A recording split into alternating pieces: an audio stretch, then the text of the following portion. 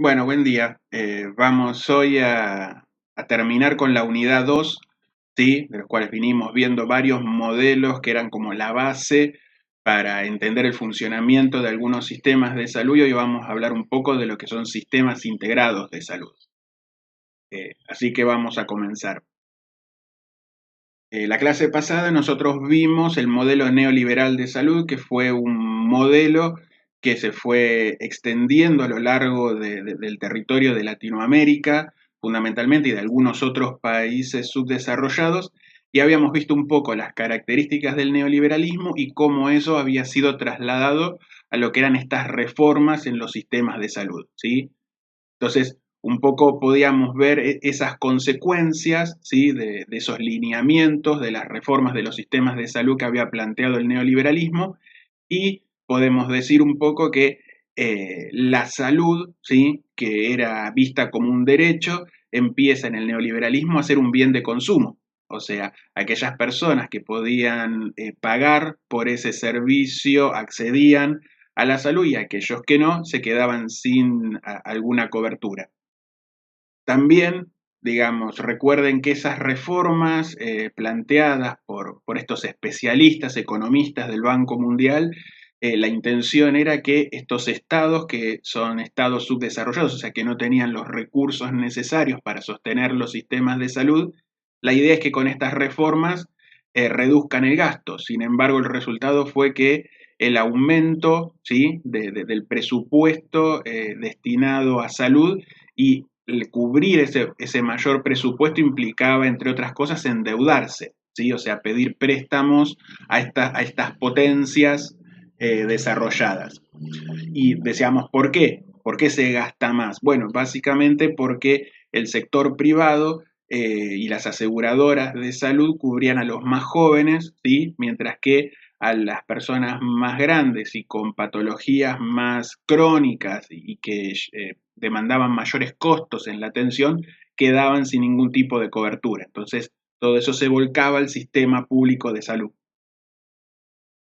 Eso genera en los sistemas de salud evidentes fallas en lo que es la eficiencia y la eficacia de esos sistemas, ¿sí? Al estar acompañado por lo que es una desinversión, ¿sí? Del sistema público de salud. ¿Por qué? Porque por un lado, o sea, se gastaba más en cubrir a la población enferma, pero no se planteaba en esta mejora estructural del sistema de salud, o sea, se tapaban baches, o sea, se ponían parches, eso generaba mucho gasto, pero no había una reestructuración de los sistemas de salud mucho más eficaz y eficiente, ¿sí? Esto también, estas reformas neoliberales plantearon o generaron también la fragmentación del sistema de salud. El sistema de salud argentino, por ejemplo, está dividido en tres subsectores. Un subsector de lo que es el sistema público de salud, ¿sí? O la salud a cargo del Estado, la salud de las obras sociales, que son básicamente pertenecen a aquellos trabajadores en relación de dependencia, que parte de su sueldo es destinado a, digamos, a las obras sociales en concepto de retenciones, y luego teníamos el subsector privado, que son estas medicinas prepagas, en donde cada persona paga de su bolsillo, ¿sí? Entonces, esos tres que en un sistema de salud deberían estar articulados, ¿sí? Aparecen en estas reformas neoliberales como fragmentados. Obviamente, mayores personas sin cobertura, porque el tema de los recursos económicos, digamos, escaseaban en gran parte de la población, ¿sí? El vaciamiento de la salud pública, esto es, la desinversión, la falta de política, la falta de interés por lo público, ¿sí? Y sumado a esto, obviamente arrastra lo que es la inequidad en el uso, o sea, personas que no pueden acceder, recuerden esa centralización de mucha gente de la periferia, o sea, del interior del país, por ejemplo, teniendo que trasladarse a los grandes centros urbanos para poder atenderse, o sea, eso es inequitativo en el uso. ¿Sí? ¿Por qué? Porque, digamos, los profesionales no estaban ni en cantidad ni en calidad, y la financiación de los servicios de salud. ¿Por qué? Porque en esta cuestión de la descentralización, que ahora eso vamos a volver a tocar ese tema desde otro punto de vista, la idea era que en esa descentralización había sistemas de salud locales que quedaban desfinanciados, o sea, quedaban sin ningún tipo de recursos, y otros que eran superavitarios, o sea, les sobraba plata. Y además la baja calidad en la formación de los profesionales, porque esta reforma en los sistemas de salud vino acompañada de una reforma en el sistema educativo y entre ellos en la reforma de los sistemas de formación universitaria, en donde hace 30, 40 años, por ejemplo, el médico que se formaba en la Universidad de Buenos Aires como paradigma de la medicina, tenía los conocimientos básicos para ser un médico generalista y podía empezar a trabajar, mientras que hoy la formación básica tiene, digamos, queda muy corta, o sea, escasea mucho, con lo cual estos profesionales tienen que empezar a hacer posgrados, ¿sí? Que los tienen que pagar para poder más o menos equilibrar esa formación de base que hace 40 años se daba, ¿se entiende? O sea, hay un recorte de contenidos en la formación de grado, o sea, en la formación de base, y esos profesionales, si realmente quieren ser competentes, tienen que realizar posgrados. Uno de esos tipos de posgrados los vemos hoy en lo que se llaman residencias y concurrencias, sí que son capacitaciones en servicios y que vemos un poco el arrastre de esto. ¿Por qué? Porque los ingresos, ¿sí? Que tienen los residentes es muy escaso, entonces mucha gente ni siquiera hace una inversión en la residencia, o sea, directamente se ponen a trabajar en clínicas, en sanatorios o en sanatorios de obras sociales sin una capacitación suficiente. Entonces eso también merma en la calidad de atención. En un estudio hecho después del año 2000, analizó un poco el impacto, ¿no? De lo que fue la reforma neoliberal en los sistemas de salud. Y básicamente algunas conclusiones de ese estudio plantearon que la reforma se hizo sin un análisis previo del funcionamiento del sistema de salud de ese país, ¿sí? O sea, en la región de Latinoamérica el funcionamiento de los sistemas de salud es dispar, o sea, hay o había sistemas de salud que funcionaban relativamente bien, digamos, que se podían cubrir los costos y que era, digamos, y que abarcaba toda la población, mientras que otros realmente tenían serias deficiencias. Entonces, muchos países, de hecho la gran mayoría, adhirió a esta reforma sin un previo análisis de cómo estaba funcionando el sistema de salud y qué reformas había que hacer en cada uno de los países, ¿sí? Porque esta receta era igual para todos. Entonces, esa implementación compulsiva afectó muchísimo a sistemas de salud que realmente no necesitaban ninguna reforma. Entonces, el tema era, ¿y el porqué de la reforma? ¿Por qué esta implementación compulsiva de lo que son los sistemas o la reforma de los sistemas de salud?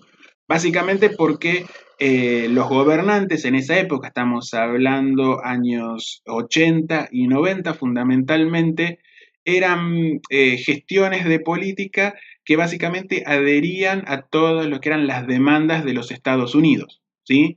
Y en donde básicamente se generaba esta cultura de que desde los Estados Unidos venían las mejores ideas, las mejores propuestas y que nosotros, como éramos un país, eh, digamos, subdesarrollado, teníamos que imitar o aprender de los Estados Unidos y de Inglaterra sobre cómo funcionaban los sistemas de salud. Vamos a ver que, sobre todo en Inglaterra, algunos países, digamos, planteaban una mejora de los sistemas de salud, pero que esos propios países desarrollados no las tomaban, ¿se entiende? O sea, yo te digo a vos cómo reformar el sistema de salud de estas características, pero no es la fórmula que yo aplico, para mí, ¿estamos? Eh, por ejemplo, había un caso paradigmático en este trabajo, es el caso de Costa Rica, que tenía un sistema de salud eficiente, eficaz y equitativo, costeable, o sea, que se podía financiar tranquilamente y que el gobierno adhiera a esa reforma y lo que genera es una destrucción del sistema de salud de ese país. Eh, y en conclusión, digamos, ese estudio plantea lo que se llama una década perdida, o sea, de los 90 a los 2000, a lo largo de esos 10 años lo que se vio fue una desestructuración, una fragmentación y una destrucción, ¿sí? Básicamente estructural de los sistemas de salud de la región. Esas fueron las consecuencias, ¿sí?, del modelo neoliberal de salud en la región de América Latina y el Caribe. Entonces, si uno se plantea la pregunta de si todos los países adhirieron a este tipo de reformas, o por lo menos todos los países subdesarrollados, y la respuesta es que no, en principio.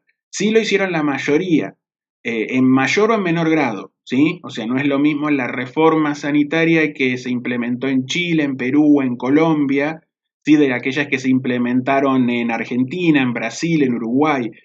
O sea, con diferencias, pero básicamente todos seguían esta línea más o menos neoliberal.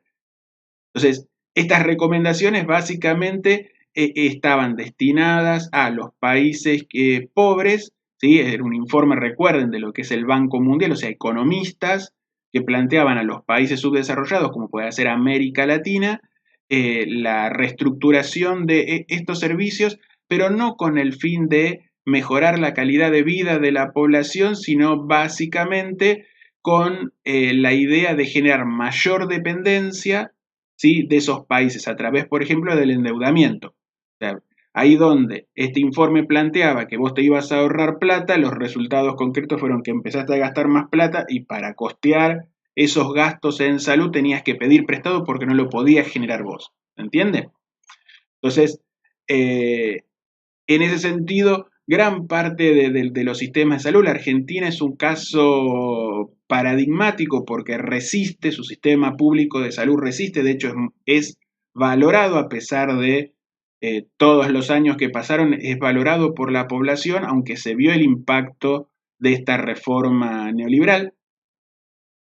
Y lo cierto es que hubo países subdesarrollados que no adhirieron a esa reforma, ¿sí?, o que no lo plantearon, digamos, de esta forma, y sin embargo tuvieron otro tipo de resultados. ¿Estamos de acuerdo?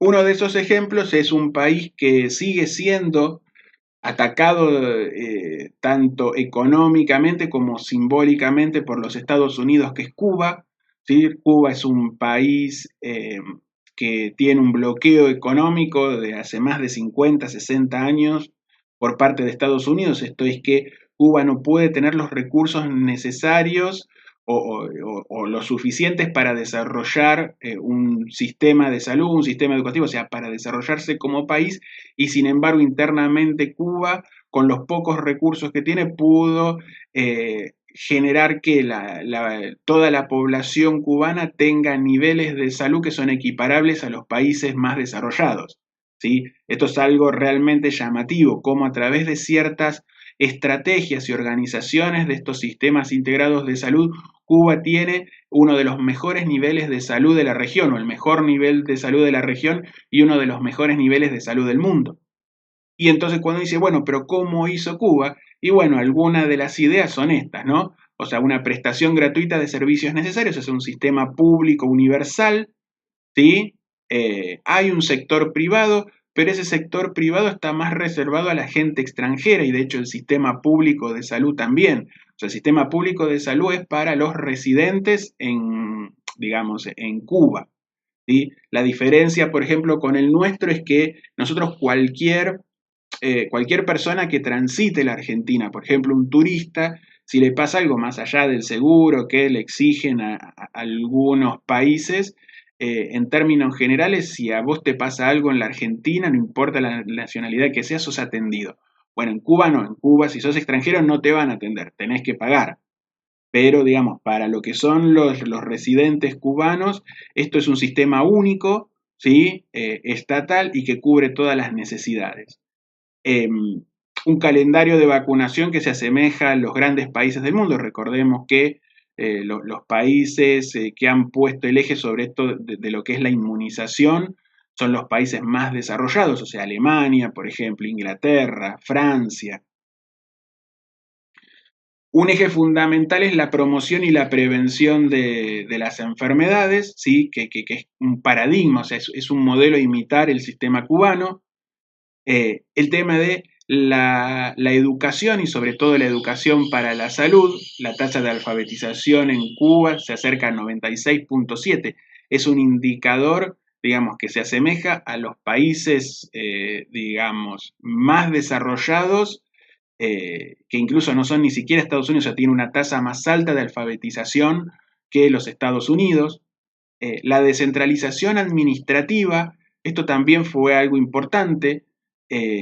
Ahora lo vamos a ver más adelante, pero la descentralización administrativa tiene que ver con que eh, cada región, cada provincia, o sea, Cuba tiene 13 provincias, tiene, organiza sus sistemas de salud, ¿sí? Con lo que es la financiación del Estado general, ¿sí? Pero lo que se descentraliza es la administración con los recursos del Estado nacional, ¿se entiende? Eh, el otro punto también fundamental es esta cuestión de los médicos y enfermeras de cabecera o comunitarios, o sea, viven en la comunidad, entonces las personas tienen mayor acceso y fácil y rápido acceso a los profesionales, por lo menos para hacer un primer diagnóstico. El acceso al agua potable, sí, básicamente en Cuba no, digamos, por lo menos en las zonas, en realidad en todas las zonas, tanto las rurales como las urbanas, el agua potable es un servicio esencial y que llega a gran parte de la población. El acceso a la alimentación básica, ¿sí? Quizás algunos también planteen esto, no, bueno, pero en Cuba, o sea, la alimentación básica tiene que ver con la alimentación necesaria y nutritiva, o sea, no hay desnutrición en Cuba, ¿sí? Entonces uno va a lo que son los mercados de abastecimiento y a uno le venden, digamos, como fraccionado la comida necesaria, pero no son comidas, digamos, que son perjudiciales para la salud, sino todo lo contrario. Y la acción intersectorial, ¿sí? Y la participación comunitaria. Fíjense, con, con estas características, Cuba puede tener un sistema de salud solvente sin la necesidad de adherir, porque de hecho fue uno de los pocos países o el único país que no adhirió a la reforma neoliberal, ¿sí? De hecho por una ideología del país, y tiene uno de los mejores sistemas de salud de la región.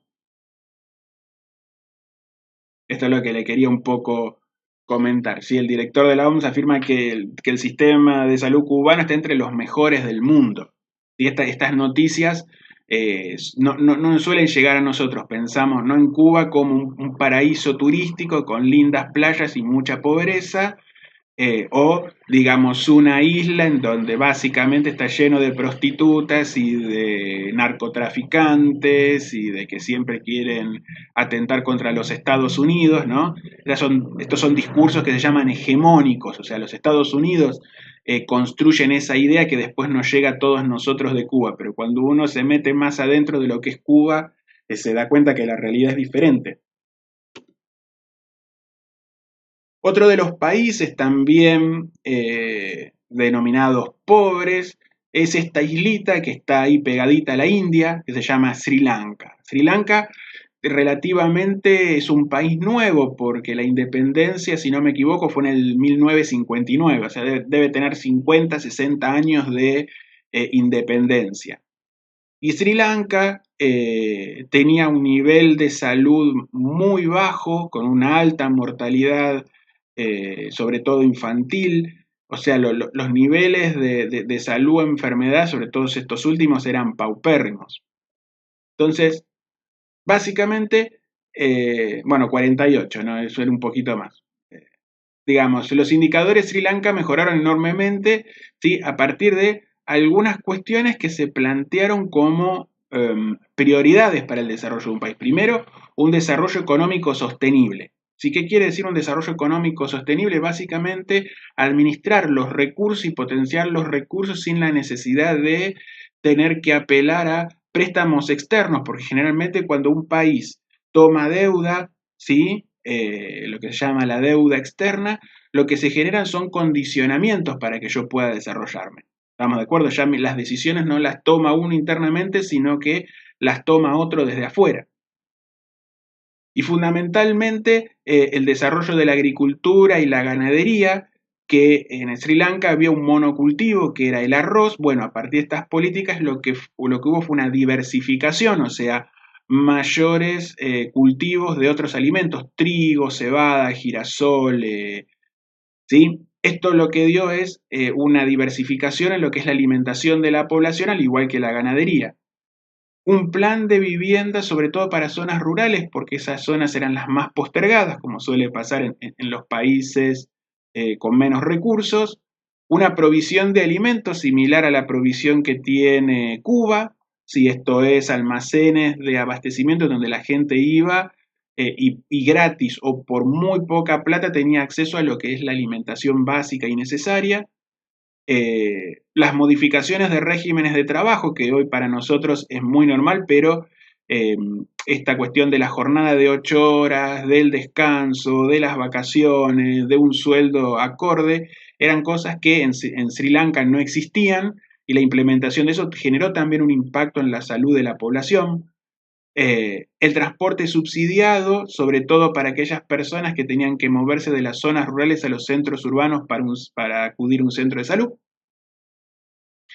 La educación para la salud, o sea, la incorporación dentro del sistema educativo, no solo de la mujer, que eso también es un parámetro que se ve en muchos países que mejoraron sus niveles de salud. En algunos países muy, muy pobres, digamos, la educación era para unos pocos y esos pocos encima eran hombres, o sea, la mujer no tiene acceso a eh, digamos, al sistema de salud. Bueno, la modificación fue incluir a las mujeres también en el proceso formativo y fundamentalmente lo que es educación para la salud, ¿sí? Y el otro punto también es la participación comunitaria, en especial de la mujer. O sea, la mujer, que es una figura socialmente relegada, más en estos países pobres, vemos que cuando se las incorporan a las políticas, ¿sí? Eso redunda también en lo que es la mejora de la salud de la población. ¿Por qué? Bueno, básicamente también porque las mujeres en estos contextos se encargan de la crianza de los chicos y en la escuela, por ejemplo, le enseñaban cómo detectar signos y síntomas de algún tipo de afección que pueda tener su hijo y cómo en determinados casos tener que ir al médico a hacer la consulta.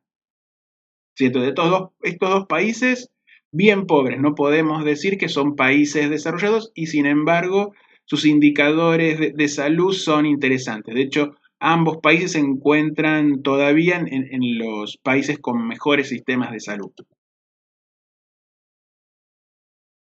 México, si bien ahora volvió, o sea, México lo que tiene es algo que tienen los países relativamente grandes latinoamericanos, que es esta inestabilidad política. O sea, México va, igual que la Argentina, de periodos de crecimiento, desarrollo de los sistemas, de las instituciones, pasando por periodos de mucha destrucción de eso.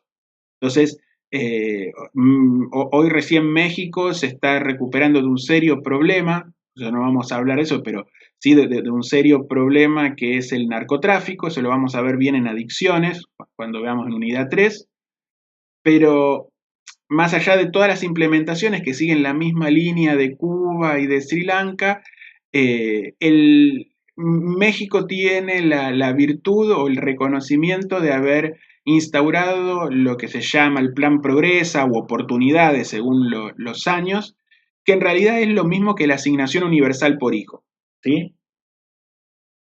Esa asignación universal por hijo tiene que ver con esa transferencia de dinero directamente, ¿sí?, a las familias con digamos, la correspondiente contraprestación de esa familia de que los niños estén escolarizados y que se hagan controles de salud, ¿sí? Eso generó una mejoría en la salud. En el caso ahí decían, en algunos casos en México, esa asignación universal o ese plan Progresa generaba cerca de un 25% de los ingresos que tenían las personas, o sea, o las familias, ¿sí? O sea, le generaba un 25% de ingresos.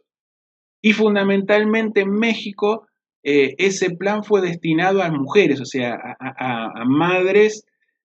¿Por qué? Porque la estructuración de la sociedad mexicana es muy machista y generalmente los mayores problemas que se pudieron detectar ahí en ese momento, estamos hablando del año 2000, 2002, correspondía que las mujeres muchas veces no tenían los recursos económicos para poder hacer, digo, poder ir a comprar alimentos, poder cuidar a sus niños.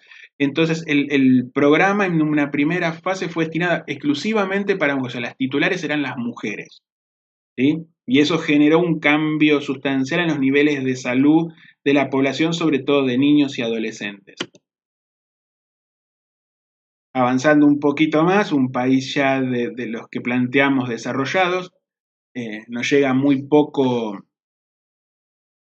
información de Canadá como de otros países. Bueno, ahora con el tema del coronavirus, por ahí escuchamos algo más, pero Canadá es uno de los países con un sistema público de salud de mejores resultados a nivel mundial, ¿sí? Básicamente, fíjense, un sistema fundamentalmente único, aunque hay sectores privados, pero es de acceso universal y gratuito. La participación comunitaria es fundamental para realizar controles de cómo funcionan los sistemas de salud, o sea, la participación de la gente, la descentralización, ¿sí?, de su sistema de salud en lo que se llaman sistemas locales de salud, que lo vamos a ver después de estos ejemplos, la educación para la salud y la reducción de las inequidades entre grupos de población. ¿Esto qué quiere decir? La reducción de inequidades tiene que ver con que en Canadá, básicamente, un país, digamos, que puede desarrollar estos sistemas son aquellos en donde la diferencia entre los que más tienen y los que menos tienen es chica. O sea, no hay tanta diferencia entre las personas que más plata tienen y las personas que menos tienen. Entonces, digamos, ¿qué pasa cuando las instituciones o los sistemas empiezan a fallar?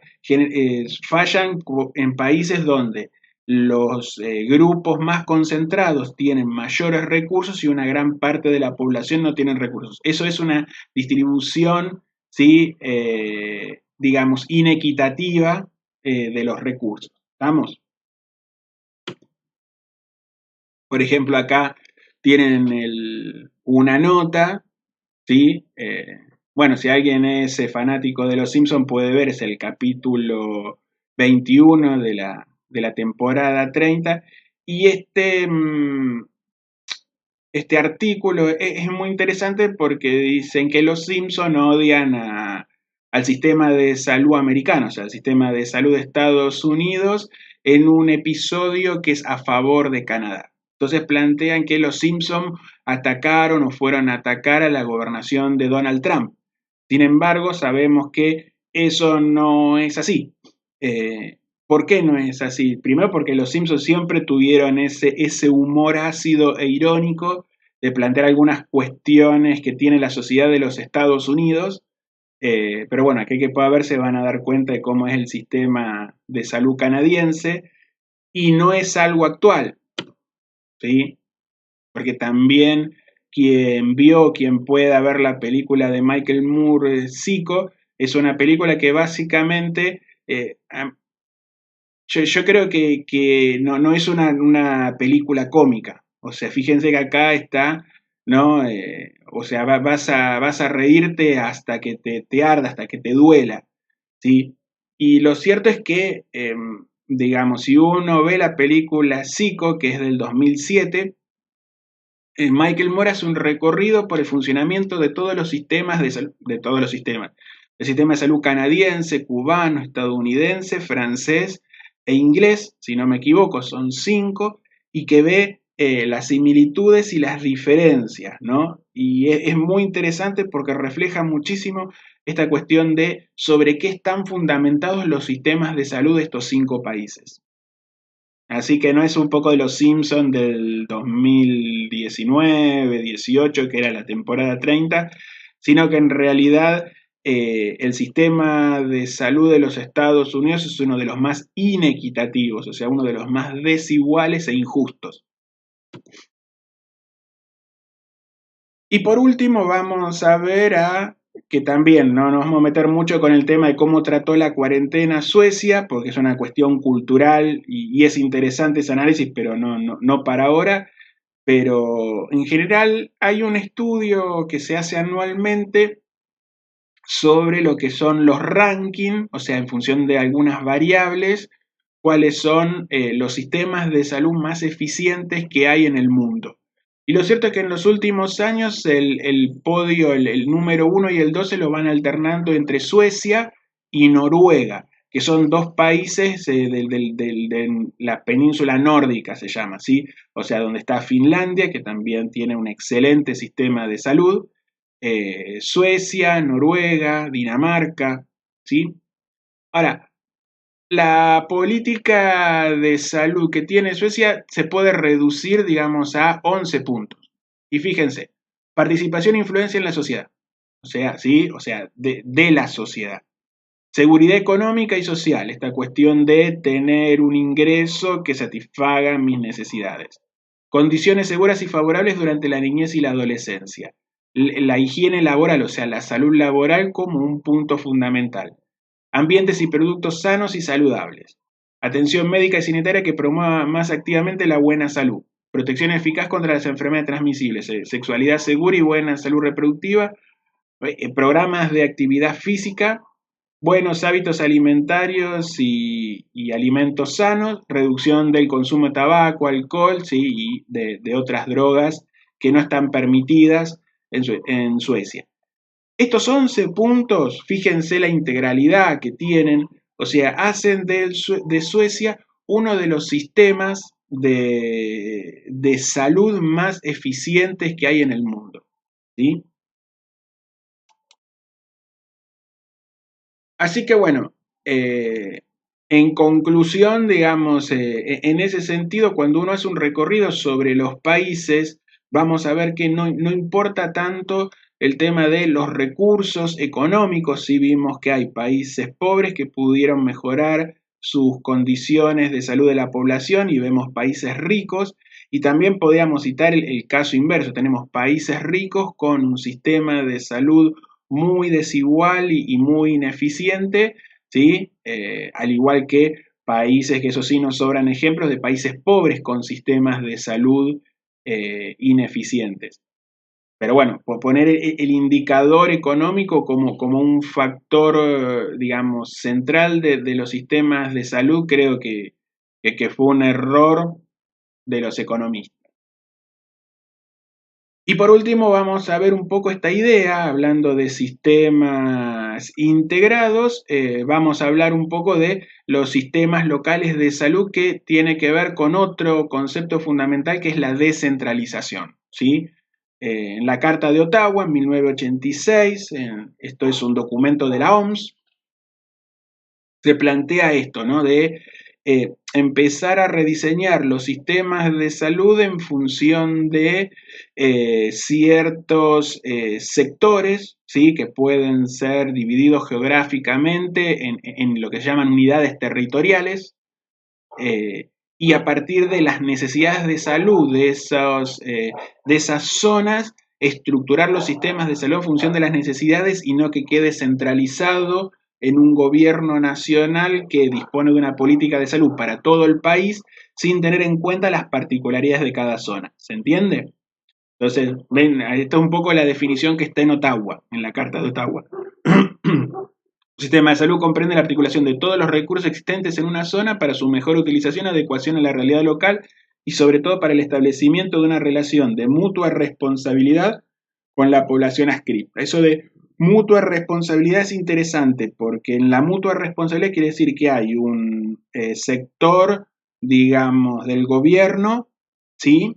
Que tiene sus responsabilidades, pero la población también tiene sus responsabilidades. Esto un poco, pues estuve viendo algunos de los trabajos en donde se hace hincapié siempre en el Estado, el Estado tiene que resolver, el Estado, y eso a mí particularmente me molesta, porque el tema es nosotros como ciudadanos en principio y como profesionales de la salud luego, cómo nos comprometemos, ¿sí? En esta mutua responsabilidad.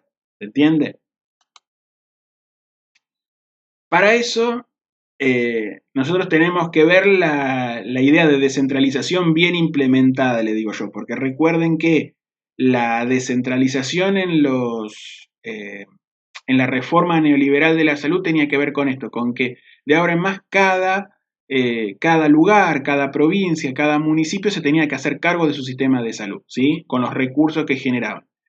La idea de descentralización que acá se plantea no es esa, ¿sí? La descentralización es una descentralización más al estilo cubano, o sea, una descentralización administrativa, ¿sí? Eso se llama desconcentración, ¿no?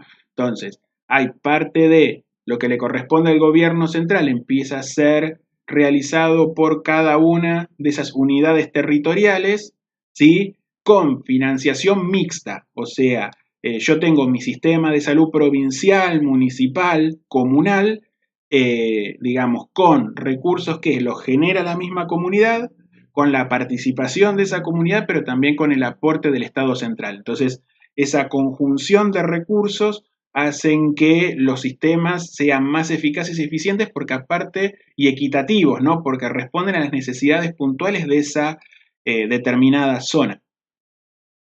Mientras que habíamos dicho, si bien no lo puntualizamos con estos conceptos, que la devolución es donde se transfiere funciones sin financiación del Estado, o sea, hacete cargo, y el nivel más extremo de esa devolución es la autonomía, en donde ya ni siquiera es el municipio, la provincia la que se hace cargo, sino que se autofinancia el mismo centro de salud. ¿Estamos de acuerdo? Entonces, un hospital ya ni siquiera depende del municipio para poder funcionar, sino que tiene que generar sus propios recursos y el más fácil o entre ellos es el arancelamiento de la salud pública. O sea, vos vas a un hospital y ese hospital te va a cobrar X cantidad de plata para poder funcionar. Entonces, la descentralización bien entendida es este primera que decíamos, que es la desconcentración.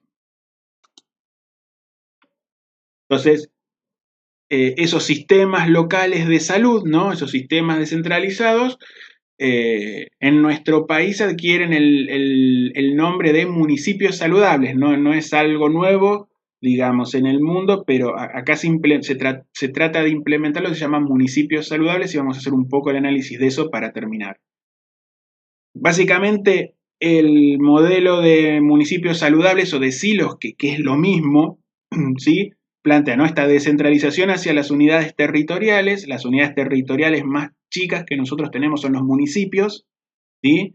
La participación comunitaria de la gente del municipio, el compromiso de la intendencia, ¿sí? La detección de prioridades en salud de esos lugares, pensar una estrategia integral, no solo meter más hospitales ahí, y con una financiación mixta y la capacitación de profesionales a cargo del Estado Nacional. Esto es un poco lo que se plantea. O sea, va a haber múltiples acciones en salud que van a incorporar estrategias integrales, desde el saneamiento de basurales, el cierre de fábricas que contaminan, el reciclado de residuos, la ampliación del agua potable, ¿no? Los comedores saludables, o sea, todas esas estrategias a nivel, digamos, del municipio, esa financiación, digamos, es mixta y la capacitación para que personas puedan incorporar esas actividades están a cargo del Estado Nacional como un programa de capacitación, ¿sí? Esto es algo sacado de hace algunas horas de la página de argentina.gov.ar. Fíjense esto como para analizarlo. Ese programa de municipios y comunidades saludables surge en el 2001, ¿sí? Eh, para tener en cuenta, aproximadamente nosotros tenemos 2.300 municipios a nivel nación, ¿sí? Y ahí están un poco los datos del programa, ¿sí? 1.159, o sea, el 50% son miembros de lo que son este programa de municipios saludables. Y yo le voy a hacer una aclaración, ¿qué quiere ser miembros?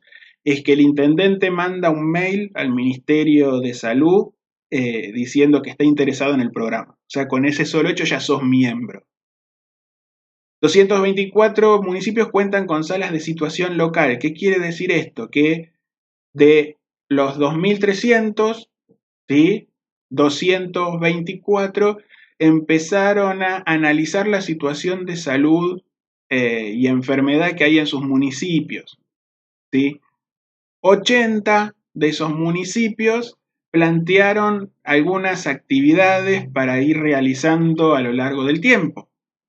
Y solo 20 municipios, ¿sí?, pudieron realizar esas actividades y hacer una evaluación de esas actividades para mejorar la salud local. ¿Qué nos dicen estos números a grandes rasgos? Que, digamos, de 2.300 municipios que hay en la Argentina, solo 20, ¿sí?, o sea, el 0,8%, ¿sí?, está declarado como municipio saludable. Entonces uno dice, bueno, evidentemente acá está fallando algo.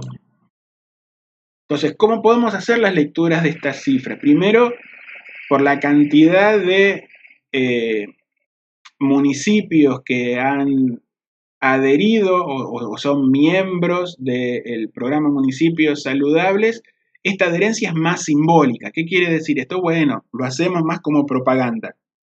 Nosotros somos parte del programa de Municipios Saludables, pero en esa cuestión de el nombre nada más.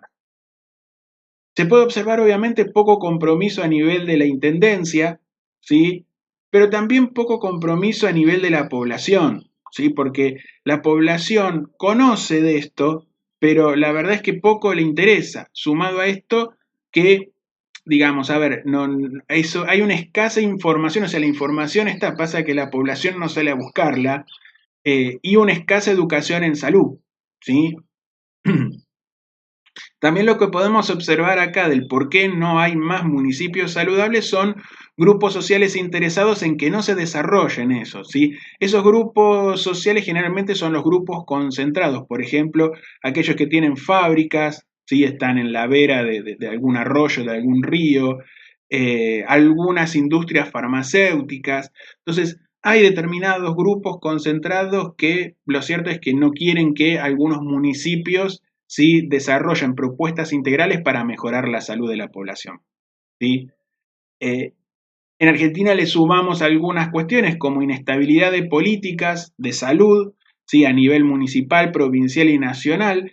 ¿Esto qué quiere decir? Que tratamos de hacer algo y el que sigue después deshace todo, entonces es como un continuo arrancar de cero y en eso pasa el tiempo, o sea, no es algo estático, sino que yo voy armando y desarmando, ¿sí?, un montón de cosas por cuestiones políticas e ideológicas, sí, que ahí pongo abajo, luchas por signos políticos, y lo cierto es que en realidad no se mejora nada para la población en general, y lo que suelen tener países como el nuestro, que es la inexistencia de previsión, o sea, la inexistencia de tener políticas de mediano y largo plazo, como lo han hecho Cuba, Sri Lanka, ni que hablar de países desarrollados, que hay determinados ejes que no se discuten, o sea, salud, educación, defensa, o sea, son cuestiones que no se discuten en ningún país, no importa la bandería política que esté. Acá es como que continuamente cada gobierno que viene trata de reestructurar el Estado, digamos, según su ideología, y ya te digo, mientras que uno va armando estructuras, el otro viene y desarma, y después el otro trata de... Entonces, esto también un poco hay que completarlo. Así que les dejo una frase de, si no me equivoco, una politóloga importante, eh, en donde, bueno, tiene que ver mucho con estas cuestiones de cómo nos pensamos nosotros como ciudadanos,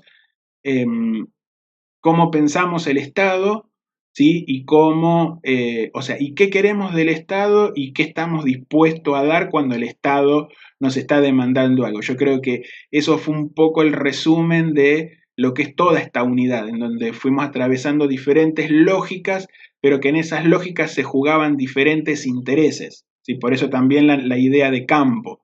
O sea, no es que es azarosa la idea de cada o el paradigma tecnológico, social, neoliberal, sino que ahí, digamos, están incorporados o por ahí circulan todo lo que son los intereses de diferentes actores en que se dé una cosa o se dé otra. Así que les mando un saludo grande, espero que estén bien y ya a la próxima arrancaremos con lo que es la unidad 3, que es extensa, pero vamos a ver cosas quizás más entretenidas. Les mando un saludo a todos.